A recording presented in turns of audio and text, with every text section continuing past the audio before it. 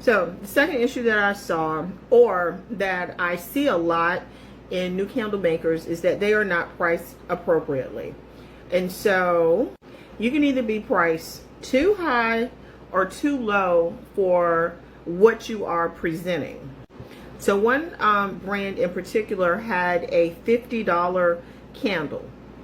And I was kind of looking at it like, I don't see the value in this $50 candle. Like, there's no way I would pay that $50 for that particular candle.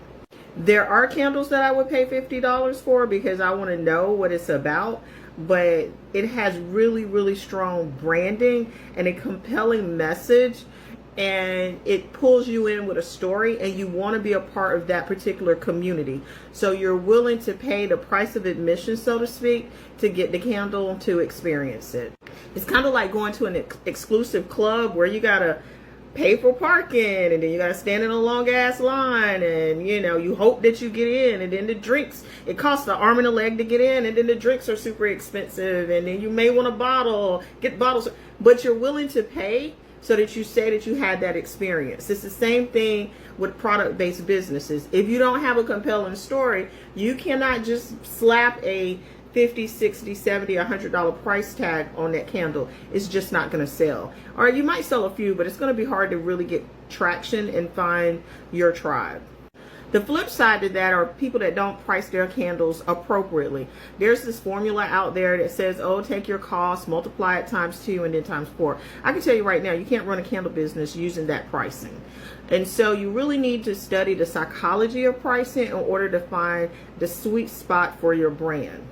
And then you need to determine, are you going to be a low, middle, or high brand in terms of positioning? And then where are you going to fit in that low, middle, and high?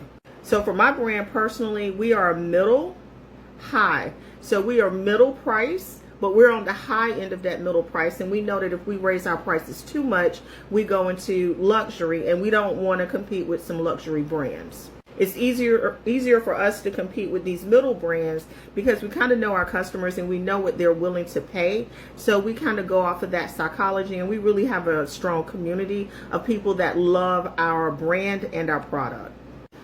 The other problem is when you are priced too low, it's hard to make a profit, and it's hard to do any type of promotion, and it's also hard to work with a distributor if you ever get to that level, because distributors generally take about 10 to 25% off of wholesale. So those are the two issues. Either they're overpriced and don't match the brand story, or they're underpriced and it's going to be hard to scale.